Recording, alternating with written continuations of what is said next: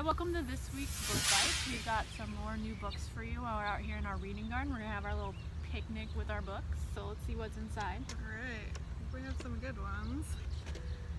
This is called The Talented Mr. Varg, and it features Ulf Varg. He's the lead detective for the Department of Sensitive Crimes. This takes place in Sweden, and this is actually the second book in the series. In the first book, Ulf and his team are concerned with odd but not too threatening crimes like a stab wound to the back of the knee, a woman who allowed her desperation to get her in trouble with a relationship, and there's some shady goings on in a spa in Sweden's south coast. So they kind of take the weird crimes.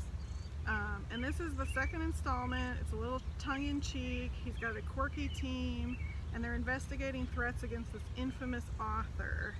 And the girlfriend is the one who brings the case to them, and there might be something shady about her too.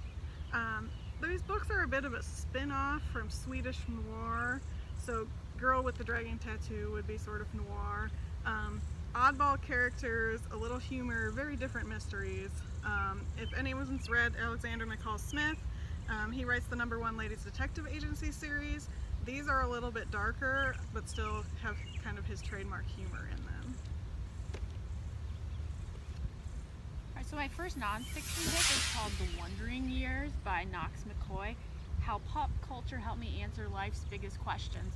And so this book is for you if you grew up in the 80s and 90s, because he discusses a lot of the pop culture from those decades and how they shaped him as a person. So I really think that people who grew up in those decades can relate to him. He gives an introduction about all the things that really influenced him when he was younger. So he talks about the Wonder Years. He talks about how he played Donkey Kong growing up and how he always wondered why his name was Donkey Kong, because obviously it's a huge ape. And then he also is Christian, so he talks about how that fits into his life and how that related to pop culture. The very first chapter is all about the first time I was punched in the face, and so he relates that to boxing and this game called Mike Tyson's Punch-Out, and also the Rocky movie. So he has a funny take on even a unfortunate situation that happened to him when he was younger. So I really think this is for people probably about my age in their 30s would enjoy that book. Sounds good. So our next book, we have some historical fiction here. This is The Moonshiners Daughter by Donna Everhart. It's set in North Carolina in the 1960s and features a 16-year-old, Jessie Sasser. She's a young woman determined to escape her family's past, and her family's past is moonshine. And the past is recorded in these leather-bound journals and chronicles generations of moonshiners in the brushy mountains. She wants to find out the truth of her mother's death, and she makes a plan to destroy the stills. But her scheme doesn't go exactly as planned, so this sounds like a good one. The next one I have is called The Little Gardener, Helping Children Connect with the Natural World. This is written by Julie Cerny, who's an outdoor educator, and she really hopes to connect young children with nature. So it's a little bit of a different book. You don't just quite read it straight through, but each chapter talks about how to build a garden with your young children or grandchildren. So the first chapter is all about dreaming your garden, and it tells you what you need to consider when you're planting a garden, where perennials and annuals should go, also what kind of vegetables will grow the best in certain areas. So then at the end of the chapter, she gives you little suggestions of things that you could do with your child, such as they can draw what they think the garden will look like. You can talk about why you're excited about having a garden, what kind of foods do they want to eat.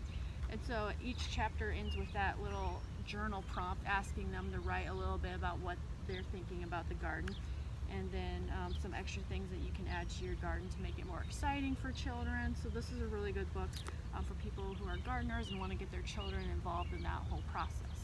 Sounds fun. I have a garden with my kids, so that would be a good one Awesome. for me to check out.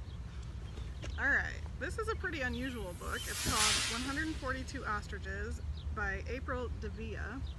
And when Tallulah Jones was 13, her grandmother took her to live on the family ostrich ranch in the Mojave Desert. She spends 11 years caring for the strange birds, and there's 142 of them from the title. And she grows up, she makes plans to move on, but her grandma dies unexpectedly. She inherits the farm, and then the next day the ostriches stop laying eggs. So she's trying to sell this ostrich ranch. Her dysfunctional family arrives trying to cash in on the will, and she doesn't want to tell anyone that the birds have stopped laying eggs. So it's kind of, she definitely has her hands full. There are funny moments, but there's serious issues in this book too: alcoholism, abandonment, family secrets. So I think this would be a good one if you're just looking for something different. Yeah, very cool. So then I have a book called Fighting for Space: Two Pilots in Their Historic Battle for Female Spaceflight by Amy Shira Title. And this follows two different women who wanted to be part of the first women astronauts to go into space. It was Jackie Cochran, and she was a famous pilot in her time, and she actually held more records pertaining to flying than men did at the time, and I had never heard of her before I picked up this book. So she lived a really interesting life. She was financed by her husband, who was a millionaire, and he helped her launch this cosmetics line that was really popular back in the 40s and 50s. But really, she wanted to go into outer space, and she knew that the United States was gearing up to send men to the moon, and so she wanted her shot as well. There was another girl named Jerry Cobb, and she was much younger than Jackie, and she also wanted to be one of the first female astronauts. But she was kind of like a viral sensation, as you would call nowadays, and she didn't quite have the credentials to back it up.